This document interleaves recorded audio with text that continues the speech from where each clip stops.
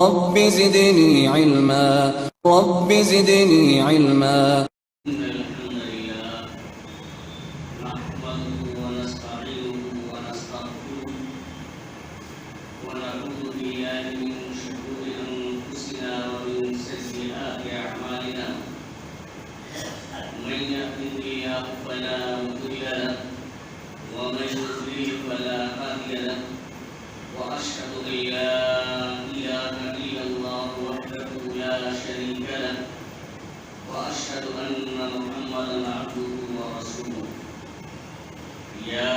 أيها الذين آمنوا اتقوا الله حق تقاته ولا تموتن إلا وأنتم مسلمون. يا أيها الناس اتقوا ربكم الذي خلقكم من نفس واحدة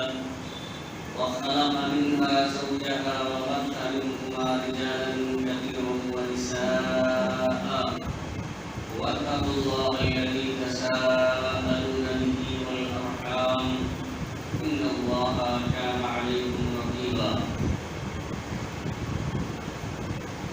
يا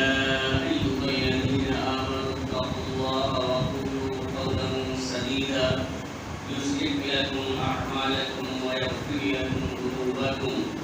ومن يطع الله ورسوله فقد فاز فوزا عظيما. أما بعد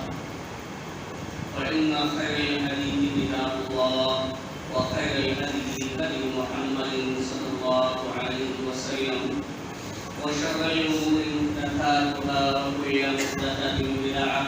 وكل بدعة ضلالة وكل ضلالة في النار.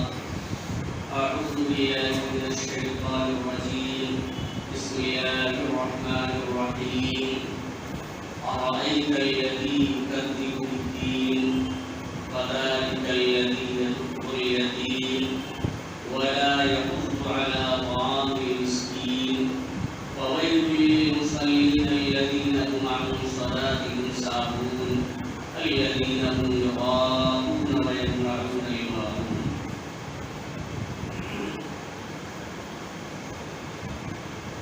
معزز سامعین کرام، حاضرین جمعہ اور ان کے نوجوان ساتھیوں، عزیز طلباء اور پردہ نشین میری ماں اور بہنیں،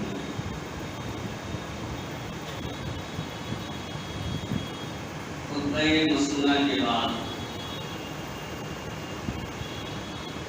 سورہ ماعون کی آپ حضرات کے سامنے تلاوت کی گئی ہے، جو تیسرے پارے کی 7 آیتوں پر مشتمل ایک مختصر سی سورہ ہے۔ یہ سورت مکی ہے۔ اسی سورت کی 3 آیات کو سامنے رکھتے ہوئے کچھ باتیں آج کی جمعہ کے خطبے میں یتیموں اور مسکینوں کے تعلق سے میں آپ حضرات کے سامنے عرض کرنا چاہتا ہوں۔ اللہ رب العالمین سے دعا ہے کہ الہ العالمین ہمیں کتاب و سنت کی روشنی میں صحیح بات کہنے اور کما حق اس پر عمل کرنے کی توفیق عطا فرمائے، آمین۔ حاضرین گرامی، سب سے پہلے تو ہم اور آپ یہ سمجھیں کہ یتیم کہتے کسے؟ بچپن میں جس بچے کے والد کا انتقال ہو جائے تو اسے یتیم کہا جاتا ہے، اور یہ یتیمیت بلوغت تک رہتی ہے، یعنی جیسے بلوغت شروع ہوگی وہ بچہ بالغ ہوگا، یہ یتیمیت ختم ہو جائے گی، وہ بچہ یتیم نہیں رہے گا۔ یعنی بلوغت سے پہلے تک بچہ یتیم ہوتا ہے اگر اس کے والد کا انتقال ہو جائے، لیکن اگر اس کی والدہ کا بھی انتقال ہو جائے تو ایسے بچے کو لقیم کہا جاتا ہے، لام فا یا میم، عربی میں ایسے بچے کو لقیم کہا جاتا ہے جس کے ماں اور باپ دونوں کا انتقال ہو جائے۔ اسی طرح سے جانوروں میں، چوپایوں میں اگر بچے کی ماں کا انتقال ہو جائے، انتقال ہو جائے، وہ وفات پا جائے، وہ مر جائے، تو وہ جانور یتیم ہوتا ہے۔ اور پرندوں میں نر اور مادہ دونوں کا جب انتقال ہو جائے، دونوں وفات پا جائیں، دونوں مر جائیں، تب وہ پرندہ یتیم سمجھا جاتا ہے۔ یہاں آج کے جمعہ کے خطبے میں یتیم اور مسکین کے تعلق سے کچھ باتیں جس کا ذکر اللہ رب العالمین نے خطبہ مسنونہ کے بعد تلاوت کی گئی، ابتدائی 3 آیات کے اندر کیا ہے۔ اللہ رب العالمین فرماتے ارائیت الذی یکذب بالدین، کیا آپ نے اس شخص کو دیکھا جو قیامت کے دن کو، روز جزا کے دن کو جھٹلاتا ہے۔ خطاب تو اللہ رب العالمین نے اللہ کے رسول صلی اللہ علیہ وسلم سے کیا، لیکن یہاں تعجب ہے، تعجب کا اظہار کیا جا رہا ہے کہ قیامت جس کا آنا یقینی ہے، ایک ایسا دن آئے گا جس دن تمام لوگوں کو اپنے کیے ہوئے اعمال کا حساب دینا ہے۔ اس دن سے کسی کو چھٹکارا نہیں ہے۔ اس دن کو جھٹلاتا ہے وہ کون شخص؟ اس دن پر ایمان نہیں رکھتا ہے، اس دن کے آنے پر اللہ رب العالمین کے سامنے حاضر ہونے اور اپنے کیے ہوئے اعمال کے حساب دینے پر اس شخص کو یقین نہیں ہے، اس شخص پہ اعتماد اور بھروسہ نہیں ہے، وہ کون شخص ہے؟ اللہ رب العالمین نے آگے اس کی وضاحت فرمائی فَذَلِكَ الَّذِي يَدُعُّ الْيَتِيمَ۔ عربی زبان میں کہا جاتا ہے کہ کسی کو بے رحمی سے دھکا مار دینا، وہی لفظ اللہ تبارک و تعالیٰ نے استعمال کیا ہے فَذَلِكَ الَّذِي يَدُعُّ الْيَتِيمَ، وہی شخص ہے، اسی کو قیامت پر ایمان نہیں ہے، اسی کو اللہ کے سامنے حاضر ہونے اور اپنے کیے ہوئے اعمال کے حساب و کتاب دینے پر یقین نہیں ہے، جو یتیم کو دھکا دیتا ہے، یتیم کو دھکے مارتا ہے، یتیم کے حقوق کو ادا نہیں کرتا ہے، اس پر ظلم اور زیادتی کرتا ہے، اسے حقیر سمجھتا ہے، یہ اللہ رب العالمین نے فرمایا وَلَا يَحُضُّ عَلَىٰ طَعَامِ الْمِسْكِينِ، اور وہ شخص ہے جو مسکینوں کو، غریبوں کو ایک دوسرے کو کھانا کھلانے پر ابھارتا نہیں ہے، نہ تو خود مسکینوں کو کھانا کھلاتا ہے، نہ تو اسے اس کی توفیق مل پاتی ہے کہ خود مسکینوں کی خبرگیری کرے، اسے کھانا کھلائے، اور نہ ہی دوسروں کو ابھارتا ہے، دوسروں کو ترغیب دیتا ہے۔ تو ان اللہ رب العالمین نے ایسی صفت جن کے اندر پائی جاتی ہے کہ یتیم کو جو حقیر سمجھتا ہے، یتیم کے حقوق کی ادائیگی نہیں کرتا ہے، اسی طرح سے مسکین کے حقوق کو جو ادا نہیں کرتا ہے، یہ صفت جن کے اندر پائی جاتی ہے، ایسے لوگوں کو گویا کہ قیامت کے دن پر ایمان نہیں ہے، اللہ کے سامنے انہیں حاضر ہونے پر یقین نہیں ہے، اپنے کیے ہوئے اعمال کے حساب دینے پر انہیں بھروسہ نہیں ہے کہ ایک دن آئے گا اور اس دن اللہ رب العالمین ان سے ان تمام اعمال کا سوال و جواب کرے گا، ان کی پوری زندگی کے بارے میں حساب دے گا۔ اس پر وہ لوگ یقین نہیں رکھتے۔ یتیموں کے سلسلے میں اللہ رب العالمین نے کئی جگہ قرآن مجید میں بڑی تاکید کی ہے۔ خود ہمارے نبی کریم صلی اللہ علیہ وسلم جو آپ بھی یتیم تھے، اللہ رب العالمین نے سورہ صفات کے اندر اللہ رب العالمین نے آپ صلی اللہ علیہ وسلم کو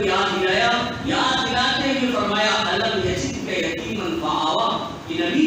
کیا ہم نے آپ کو یتیم نہیں پایا؟ کیا آپ یتیم نہیں تھے؟ آپ بچپن ہی میں آپ کے والد کا سایہ آپ کے سر سے اٹھ نہیں گیا تھا، والد کی شفقت سے آپ محروم نہیں ہو گئے تھے، لیکن میں نے آپ کو ٹھکانہ دی، میں نے آپ کو بنا دیا، ووجدک ضالا فہدیٰ، اور آپ کو راستہ بھولا ہوا پایا، راستے کی تلاش میں آپ سرگرداں تھے تو ہم نے آپ کو ہدایت دی، ووجدک عائلا فأغنیٰ، اور میں نے آپ کو محتاج پایا تو آپ کو بے نیازی عطا کر دی، تمام چیزوں سے میں نے آپ کو بے نیاز کر دیا، تو فَأَمَّا الْيَتِيمَ فَلَا تَقْهَرْ، تو اے نبی آپ بھی یتیم تھے، آپ بھی محتاج تھے، ہم نے آپ کو غنا عطا کر دی ہے، تو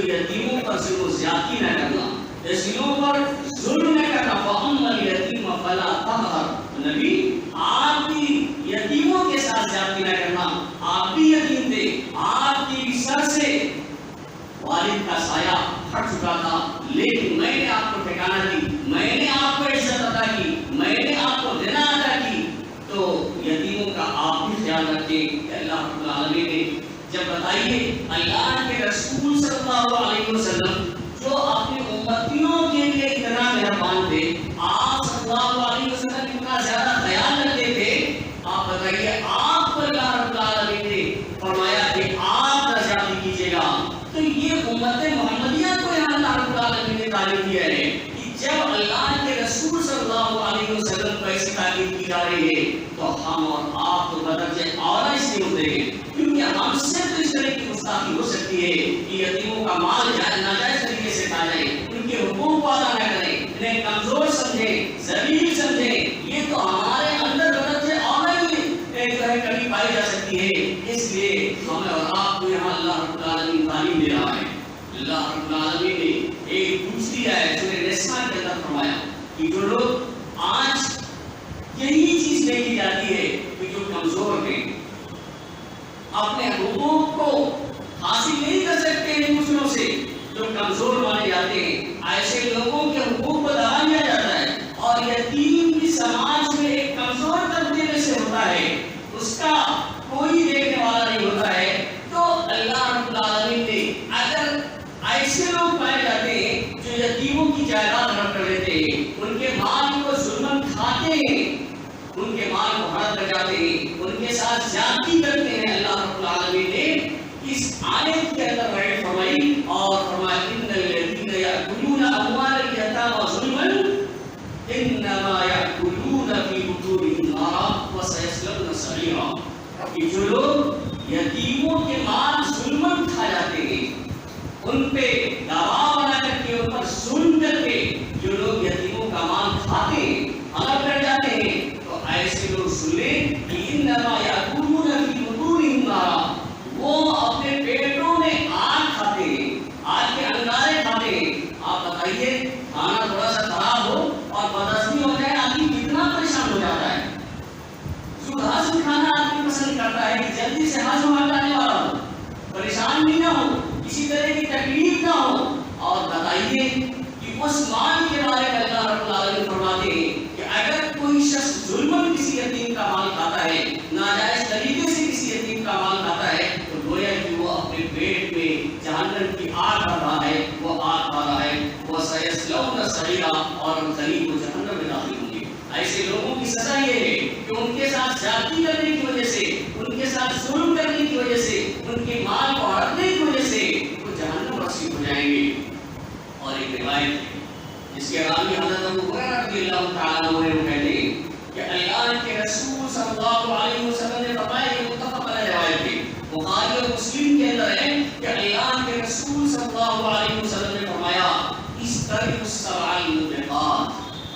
7 ہلاک کر دینے والی چیزوں سے بچو. یعنی 7 برائیاں ایسی ہیں، 7 خامیاں، 7 کمیاں ایسی ہیں جو دنیا اور آخرت دونوں میں ہلاکت کا سبب ہے، دونوں میں بربادی کا سبب ہے. وہ کون ہے؟ قالوا وما هن یا رسول اللہ. صحابہ کرام نے اللہ کے رسول صلی اللہ علیہ وسلم سے پوچھا، سوال کیا کہ اے اللہ کے رسول صلی اللہ علیہ وسلم، وہ کون سی چیزیں ہیں، وہ کیا چیزیں ہیں جو ہلاک کر دینے والی ہیں؟ یعنی 7 کبیرہ گناہ ہیں، ہم مراد ہیں 7 ایسے بڑے بڑے گناہ ہیں جو ہلاکت کا باعث ہیں. تو جب صحابہ کرام نے پوچھا، سب سے پہلے اللہ رب العالمین نے فرمایا الشرک باللہ، اللہ رب العالمین کے ساتھ شرک کرنا، اللہ کی عبادت میں کسی غیر کو ساجی اور شریک ٹھہرانا، اللہ کے ساتھ شرک کرنا، یہ ہے. دوسرے نمبر پر اللہ کے رسول صلی اللہ علیہ وسلم نے فرمایا السحر، جادو کرنا یا جادو کروانا، یہ سب اس میں شامل ہے. تیسرے نمبر پر وقتل النفس التي حرم اللہ الا بالحق، جس نفس کو اللہ رب العالمین نے حرام کر دیا ہے اسے ناجائز طریقے سے قتل کر دینا، ناجائز طریقے سے کسی کی جان لینا، کسی کو مار ڈالنا، یہ کبیرہ گناہوں میں سے ہے یا ہلاک کر دینے والی چیزوں میں سے ہے. لیکن ایسا شخص اس نے کسی کا قتل کر دیا ہے تو اس پر حد جاری کیا جائے گا، قتل کیا جائے گا، یا اسی طرح سے شادی شدہ ہے، زنا کیا ہے تو رجم کیا جائے گا، یعنی ناحق طریقے سے نہیں، اگر اس پر حد جاری ہوتا ہے یا ایسا جرم کیا ہے کہ اسے قتل کیا جائے تب تو قتل کیا جاتا ہے، کوئی بات نہیں، لیکن ناحق طریقے سے اس کا کوئی جرم نہیں ہے، کوئی غلطی نہیں ہے، میں اپنے مفاد کے لیے یا کسی بھی وجہ سے وہ قتل کرتا ہے تو ناجائز طریقہ ہے تو یہ کبیرہ گناہ ہے، یہ ہلاکت کا باعث ہے۔ اور نمبر 4 پہ اللہ کے رسول صلی اللہ علیہ وسلم نے فرمایا وَأَكْلُ الرِّبَا، اور سود کا مال کھانا، سود کھانا یہ بھی ہلاکت کا باعث ہے، یہ کبیرہ گناہ ہے۔ اور 5ویں چیز وَأَكْلُ مَالِ الْيَتِيمِ، یتیم کا مال کھانا، یعنی ناجائز طریقے سے، جائز طریقے سے اگر کوئی استعمال کر لیتا ہے، اگر اس کی کفالت کرتا ہے، اس میں کاروبار کرتا ہے، جائز حد تک جتنا اللہ رب العالمین نے جائز قرار دیا ہے، امانت داری کے ساتھ، نقصان پہنچانے کے لیے نہیں تو استعمال کرتا ہے، اس میں کوئی قباحت کی بات نہیں ہے، لیکن ناجائز طریقے سے اگر اس کا مال کھاتا ہے تو یہ کبیرہ گناہ ہے، بغیر توبہ کے معاف بھی ہو سکتا ہے، یہ کبیرہ گناہ ہے اور یہ ہلاکت کا باعث ہے۔ اور وَالتَّوَلِّي يَوْمَ الزَّحْفِ، چھٹی چیز بروز جنگ کے میدان میں پیٹھ پھیر کر بھاگ جانا، اگر جنگ شروع ہے تو اس وقت پیٹھ دکھا کر بھاگنا بھی یہ کبیرہ گناہوں میں سے ہے۔ اور 7ویں چیز وَقَذْفُ الْمُحْصَنَاتِ الْغَافِلَاتِ الْمُؤْمِنَاتِ، وہ عورتیں جو پاک دامن ہیں، جنہوں نے گناہ نہیں کیا ہے، جرم نہیں کیا ہے، ایسی پاک دامن عورت وہ غافلات اور گناہوں سے وہ غافل ہیں، جس جرم کے بارے میں، جس برائی کے بارے میں ان پر تہمت لگا رہے ہیں لوگ، اس برائی کو وہ جانتی نہیں ہے، انہوں نے کیا نہیں ہے، والمؤمنات، اور وہ مومنہ عورتیں ہیں، یعنی پاک دامن مومنہ عورتیں، گناہوں سے بری عورتیں، ان پر زنا کی تہمت لگانا، ان کو زنا کا الزام لگا دینا، یہ بھی کبیرہ گناہ ہے۔ اور پاک دامن ہے، مومنہ ہے اور گناہ سے بری ہے، لیکن محض اس کو پریشان کرنے کے لیے، اسے بدنام کرنے کے لیے، سماج میں اسے ذلیل و رسوا کرنے کے لیے ایسی پاک دامن عورت پر تہمت لگانا یہ کبیرہ گناہ ہے، یہ ہلاکت کا باعث ہے۔ تو اللہ کے رسول صلی اللہ علیہ وسلم نے اس حدیث کے اندر جن 7 ہلاک کرنے والی چیزوں کا ذکر کیا ہے ان میں سے ایک ہے یتیم کے مال کو ناجائز طریقے سے کھانا۔ اسی طرح سے اللہ کے رسول صلی اللہ علیہ وسلم نے فرمایا، اس کے بھی آگے حضرت ابو ہریرہ رضی اللہ تعالیٰ عنہ ہے، ابن ماجہ کی روایت ہے کہ اللہ کے رسول صلی اللہ علیہ وسلم نے فرمایا اللہم انی احرج حق الضعیفین الیتیم والمرأة، کہ اللہ میں 2 کمزوروں کے حق تلفی کرنے کو حرام قرار دیتا ہوں۔ یعنی سماج میں، معاشرے میں 2 قسم کے کمزور ایسے ہیں جن کی کثرت سے حق تلفی کی جاتی ہے، جن کے ساتھ زیادتی کیا جاتی ہے، تو ایسے لوگوں کے ساتھ زیادتی کرنے، ایسے لوگوں کے حق تلفی کرنے کو میں حرام قرار دیتا ہوں۔ کہ اللہ کے رسول صلی اللہ علیہ وسلم نے اللہ رب العالمین سے کہ اللہ میں 2 کمزور لوگ، اور وہ 2 کمزور کون ہیں؟ الیتیم والمرأة، یتیم اور عورت۔ یتیم میں کمزور ہوتا ہے تو اس کی حق تلفی کرنے سے جب آدمی طاقتور ہوگا تو دوسرے کی ہمت نہیں پڑے گی حق تلفی کرنے کی، آدمی اپنی طاقت اپنے سے کمزوری میں دکھاتا ہے اور یتیم کی کمزور ہوتا ہے تو اس کی حق تلفی لوگ کرتے ہیں۔ اللہ کے رسول صلی اللہ علیہ وسلم نے اس کو حرام قرار دیا۔ اور اسی طرح سے عورت بھی کمزور ہوتی ہے، یہ اور باتیں کہ کبھی کبھی بعض خواتین کی طرف سے موقعوں پہ زیادتی ہو جاتی ہے، لیکن عام طور سے جو عام ہے وہ یہی کہ عام طور سے مرد ہی زیادتی کرتے ہیں، وہ کمزور ہوتی ہے۔ اس لیے اللہ کے رسول صلی اللہ علیہ وسلم نے عورت کا ذکر فرمایا کہ 2 کمزوروں کی حق تلفی کرنے کو میں حرام قرار دیتا ہوں، جیسے یتیم ہے اور دوسری عورت۔ یہی نہیں، جہاں اللہ رب العالمین کی طرف سے اس طرح کی وعید سنائی گئی ہے یتیموں کے ساتھ زیادتی کرنے، ان پر ظلم کرنے کی، وہی بہت بڑی بشارت بھی دی گئی ہے کہ اگر یتیموں کی کوئی شخص کفالت کرتا ہے، ان کے ساتھ اچھے اخلاق کا معاملہ کرتا ہے، ان کی خبرگیری رکھتا ہے، تو ایسے لوگوں کے لیے اللہ کے رسول صلی اللہ علیہ وسلم نے بشارت بھی دی ہے۔ سال رضی اللہ تعالیٰ عنہ روایت کرتے ہیں کہ اللہ کے رسول صلی اللہ علیہ وسلم نے فرمایا انا وکافل الیتیم ہاکذا، کہ میں اور یتیم کی کفالت کرنے والا جنت کے اندر ایسے ہوں گے جیسے یہ دونوں انگلیاں ہیں۔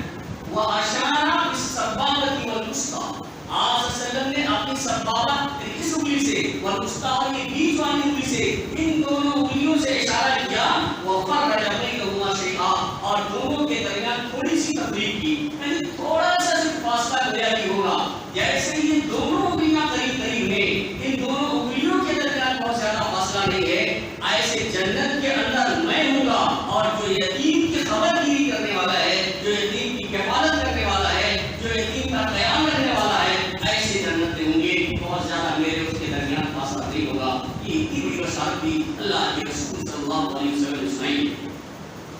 اور تیسری آیت میں تو اللہ رب العالمین نے ذکر فرمایا کہ ایک تو یتیم کو دھمکاتا ہے، دوسرے مسکینوں کو کھانا کھلانے پر ایک دوسروں کو مارتا نہیں ہے، نہ تو خود کھانا کھلاتا ہے نہ دوسروں کو اس کی تکلیف دیتا ہے۔ تو سامعین کرام، یتیم کے ساتھ جہاں یتیم کے ساتھ اچھا معاملہ ہونا چاہیے، وہی مسکین جس کا گزر بسر صحیح طریقے سے نہ ہو پاتا ہو، جس کے پاس اتنا مال نہ ہو کہ صحیح طریقے سے اس کا گزر بسر ہو سکے، تو اس کے بھی تعاون کی ضرورت ہے، اس کی بھی خبر گیری ہمیں اور آپ کو کرنا چاہیے۔ اللہ رب العالمین نے سورہ فتح کے اندر فرمایا ہے کہ بندوں کو جب اللہ رب العالمین آزماتا ہے تو کیسے آزماتا ہے، اور اس نے اس کا ذکر فرمایا ہے کہ فَأَمَّا الْإِنسَانُ إِذَا مَا ابْتَلَاهُ رَبُّهُ فَأَكْرَمَهُ وَنَعَمَهُ، کہ اللہ رب العالمین جب انسان کو آزماتا ہے تو اسے عزت دیتا ہے اور اسے نعمتوں سے نواز دیتا ہے۔ وَيَقُولُ رَبِّي أَكْرَمَنِ، تو بندہ یہ کہتا ہے کہ میرے رب نے مجھے عزت عطا کی، وہ خوشبانی میں مبتلا ہوتا ہے کہ میرے رب نے تو مجھے عزت سے نواز دیا ہے۔ ظاہر سی بات ہے، اللہ رب العالمین نے اسے عزت بھی عطا کی، دولت بھی عطا کی، شہرت بھی عطا کی، طاقت و قوت سے نواز دیا ہے، لیکن بندے کو یہ خیال رکھنا چاہیے کہ اللہ رب العالمین کی طرف سے دی ہوئی یہ مال و دولت، یہ طاقت و قوت ایک آزمائش ہے، اللہ رب العالمین آزمانا چاہتا ہے، کیونکہ اللہ رب العالمین نے کہہ دیا ہے وَأَمَّا الْإِنسَانُ إِذَا مَا ابْتَلَاهُ رَبُّهُ، کہ انسان کو جب اس کا رب آزماتا ہے تب یہ کام کرتا ہے، اور وَأَمَّا إِذَا مَا ابْتَلَاهُ فَقَدَرَ عَلَيْهِ رِزْقَهُ، جب اس کو آزماتا ہے تو اللہ رب العالمین کبھی کبھی روزی تنگی کر دیتا ہے، تنگی میں اسے مبتلا کر دیتا ہے۔ فَيَقُولُ رَبِّي أَهَانَنِ، تو وہ کہتا ہے کہ میرے رب نے تو مجھے ذلیل کر دیا، میرے رب نے مجھے رسوا کر دیا۔ نہیں، اللہ رب العالمین دونوں طریقوں سے آزماتا ہے بندوں کو، مال و دولت دے کر کے بھی اور تنگی میں مبتلا کر کے بھی، لیکن آگے جو اللہ رب العالمین کہتے ہیں وہ دیکھنے کی چیز ہے، کلا ہرگز نہیں۔ بات ایسی نہیں جیسے بندہ کہہ رہا ہے کہ مال و دولت مل گئی تو اللہ رب العالمین نے بڑی عزت کی، نوازا تو بہت اس کی عزت کی، اور اگر تنگی میں مبتلا کر دیا تو اللہ رب العالمین اسے ذلیل کرنا چاہتا ہے، اسے رسوا کرنا چاہتا ہے۔ ایسی بات نہیں ہے جیسا بندہ گمان کر رہا ہے اور اللہ رب العالمین کے بارے میں سن رہا ہے، کلا ہرگز نہیں، بل لا تکرمون الیتیم، بلکہ تم ایسے ہو کہ یتیموں کی عزت نہیں کرتے ہو۔ لیکن اللہ رب العالمین نے فرمایا کہ اللہ رب العالمین کی یہ صفت نہیں ہے، بلکہ تمہاری یہ صفت ہے، تمہارے اندر یہ کمی پائی جاتی ہے کہ بل لا تکرمون الیتیم، تم یتیموں کی عزت نہیں کرتے ہو، ولا تحاضون علی طعام المسکین، اور تم مسکینوں کو کھانا کھلانے پر دوسروں کو کھاتے نہیں ہو، وتأکلون التراث أکلا لما، اور تم مردوں کی میراث کو سمیٹ سمیٹ کر کھاتے ہو، باپ دادا نے جو آپ کو دیا ہے سب سمیٹ سمیٹ کے آپ کھاتے جا رہے ہیں، اور یتیموں کی خبر گیری نہیں کرتے ہیں، مسکینوں کو کھانا نہیں کھلاتے ہیں، ان کی خبر گیری نہیں کر پاتے ہیں، بلکہ تمہاری یہ حال ہے، تمہارا یہ حال ہے، وَتُحِبُّونَ الْمَالَ حُبًّا جَمًّا، اور تم مال سے خوب محبت کرتے ہو، جی بھر کے محبت کرتے ہو، مال سے ایسی محبت ہے، میراث سے ایسی محبت ہے کہ یتیموں کا کیا حق ہے اس کو بھول بیٹھے ہیں، مسکینوں کا کیا حق اللہ رب العالمین نے رکھا ہے اس کو تم بھول رکھتے ہو۔ یہ اللہ رب العالمین کے بارے میں جو تم یہ کہتے ہو کہ اللہ رب العالمین ہمیں ذلیل و رسوا کرنا چاہتا ہے، ایسی بات نہیں ہے۔ اسی طرح سے اللہ رب العالمین نے سورہ مدثر کے العالمین نے ایک ذکر کیا ہے کہ جنتی لوگ جو جنت میں ہوں گے اور جہنمی لوگ جہنم کے اندر داخل ہوں گے تو جنتی لوگ جہنمیوں کو پہچان رہے ہوں گے. پہلے سے ملاقات نہیں ہوگی دنیا میں ان کو پہچانتے رہے ہوں گے. تو فی جنات یتساءلون عن المجرمین، جنت کے بالا خانوں میں جنتی لوگ بڑے آرام کے ساتھ بیٹھے ہوں گے اور جہنمیوں سے سوال کریں گے، مجرموں سے سوال کریں گے ما سلککم فی سقر، آپ کو جہنم میں کس چیز نے ڈال دیا؟ دنیا میں تو بڑا اونچا مقام تھا، لوگ آگے پیچھے لگے رہتے تھے، بڑا جلوہ تھا. آج اس طرح کی تکلیف میں تم مبتلا کیوں ہو؟ اس طرح کی پریشانی میں کیسے مبتلا ہو گئے؟ ما سلککم فی سقر، تمہیں جہنم میں کس چیز نے ڈال دیا؟ یہ سوال کریں گے. تو جواب کیا ہوگا؟ کہ جواب تو یہ دیں گے قالوا لم نکن من المصلین، وہ جہنمی کہیں گے کہ ہم نماز نہیں پڑھتے تھے، اذان ہو جاتی تھی، مؤذن حی علی الصلاۃ حی علی الفلاح کی آواز دیتا رہتا تھا، لیکن ہم گپ شپ کرتے رہے، کبھی نماز نہیں پڑھی، نماز نہیں پڑھتے تھے، نمازیوں میں سے نہیں تھے، ہم مصلیوں میں سے نہیں تھے. اور آگے کہیں گے وَلَمْ نَكُن نُطْعِمُ الْمِسْكِينَ، اور ہم مسکینوں کو غریبوں کو کھانا نہیں کھلاتے تھے، بیچارے بھوکے ہوتے تھے، ہمارے گودام بندوں سے بھرے ہوتے تھے، ہمارے بال بچے اور ہم خود آسودہ ہو کر کے کھاتے تھے اور آرام کی نیند سوتے تھے. پڑوس میں ایک مسکین آدمی، غریب جو لوگ تھے وہ بھوکے رہ جاتے تھے، ایسے لوگوں کو ہم کھانا نہیں کھلاتے تھے. اس وجہ سے آج ہمارا یہ حال ہے، ہم اس جہنم میں داخل ہیں. اور اس کو سبب بیان کریں گے کہ وَكُنَّا نَخُوضُ مَعَ الْخَائِضِينَ، اور باتیں بنانے والوں کے ساتھ، گپ شپ کرنے والوں کے ساتھ، باتیں بنانے والوں کے ساتھ ہم بھی بیٹھ کے باتیں بنایا کرتے تھے. وَكُنَّا نُكَذِّبُ بِيَوْمِ الدِّينِ، اور قیامت کے دن کو ہم جھٹلایا کرتے تھے، اس پر یقین نہیں رکھتے تھے. حتیٰ أَتَانَا الْيَقِينُ، یہاں تک کہ مجھے موت آ گئی. تو سامعین کرام، جہنمی لوگ جہنم میں جانے کے جو اسباب ہم بیان کریں گے، جس کا نقشہ اللہ رب العالمین نے کھینچا ہے، ان اسباب میں سے ایک سبب یہ بھی ہے کہ وَلَمْ نَكُن نُطْعِمُ الْمِسْكِينَ، ہم مسکینوں کو کھانا نہیں کھلاتے تھے. اسی طرح سے ایک اللہ رب العالمین نے سورہ حاقہ کے اندر فرمایا ہے. سورہ حاقہ کے اندر یہی دو آیتیں ذکر کر کے میں اپنی بات کو ختم کرتا ہوں کہ اللہ رب العالمین جہنمیوں کے بارے میں، جو لوگ گنہگار ہیں، ایسے لوگوں کے بارے میں اللہ رب العالمین فرمائے گا خذوہ فغلوہ، انہیں پکڑو اور انہیں قاب پہنا دو، ثم الجحیم صلوہ، پھر انہیں جہنم کے اندر چھوڑ دو، جہنم کے اندر ڈال دو. ثم فی سلسلۃ ذرعها 70 ذراعا فاسلکوہ، پھر انہیں ایسی زنجیر میں جکڑ دو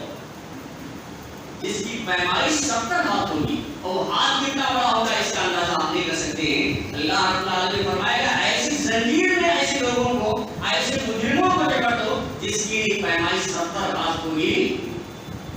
پھر آگے اللہ رب العالمین کیا ذکر کرتے ہیں، کیا وجہ ہے کیوں ان کے ساتھ ایسا معاملہ کیا جائے گا؟ إِنَّهُ كَانَ لَا يُؤْمِنُ بِاللَّهِ الْعَظِيمِ، کہ یہ ایسے لوگ ہیں جو اللہ آسمان والے پر ایمان نہیں رکھتے تھے. وَلَا يَحُضُّ عَلَىٰ طَعَامِ الْمِسْكِينِ، اور مسکینوں کو کھانا کھلانے پر وہ ہاتھتے نہیں تھے، ایک دوسرے کو ترغیب نہیں دیتے تھے کہ فلاں شخص بھوکا ہے، اس کے یہاں بھی کچھ کھانا پہنچایا جائے، اس کے پاس کپڑے نہیں ہیں، اس کی خبر گیری کی جائے. تو وَلَا يَحُضُّ عَلَىٰ طَعَامِ الْمِسْكِينِ، لوگوں کو کھانا کے مسکینوں کو کھانا کھلانے پر ایک دوسرے کو بانٹتے نہیں تھے. وَلَيْسَ لَهُ الْيَوْمَ هَاهُنَا حَمِيمٌ، تو آج ان کا کوئی دوست نہیں ہوگا، کوئی یہاں یار نہیں ہوگا، کوئی دوست نہیں ہوگا جو آج یہاں مدد کر سکے. وَلَا طَعَامٌ إِلَّا لِلْمُسْلِمِينَ، اور خون اور پیپ کے علاوہ کوئی کھانا بھی ان کے لیے نہیں ہوگا. تو سامعین کرام، جو اللہ رب العالمین نے وجہ بیان فرمائی کہ کیوں ان کے ساتھ ایسا کرو، انہیں گلے میں توق کیوں پہنایا جائے گا، یا اسی طرح سے 70 ہاتھ جس کی مسافت ہوتی ہے ایسی زنجیر میں ایسے لوگوں کو جکڑ کر جہنم کے اندر سے پھینکا جائے گا، اس لیے کہ ایک تو اللہ رب العالمین پر ایمان نہیں تھا، ان کو اللہ رب العالمین پر بھروسہ نہیں تھا، اور مسکینوں کو کھانا نہیں کھلاتے تھے، مسکینوں کی خبر گیری نہیں کرتے تھے. تو اللہ رب العالمین سے دعا ہے کہ اللہ العالمین ہمیں ان آیات کی روشنی میں جو یتیموں کے ساتھ اچھا سلوک کرنے اور اسی طرح مسکینوں کے ساتھ اچھا برتاؤ کرنے کی توفیق عطا فرمائے. الہ العالمین ہمارے اوپر جن لوگوں کے جس طرح کے حقوق ہیں، ان لوگوں کے تمام حقوق کو کتاب سنت کی روشنی میں ادا کرنے کی توفیق عطا فرمائے۔ الہ العالمین ہمیں تو پریشان کھا کے ان کی پریشانیوں کو تو دور فرما دے، جو لوگ بیمار ہیں انہیں شفائے کامل و عاجل عطا فرما، جو لوگ محفوظ ہیں انہیں تنصیب ادائیگی کی توفیق عطا فرما۔ بارک اللہ لنا ولکم فی القرآن العظیم ونفعنا وإياکم بالآیات والذکر الحکیم، انہ تعالی جواد کریم مجید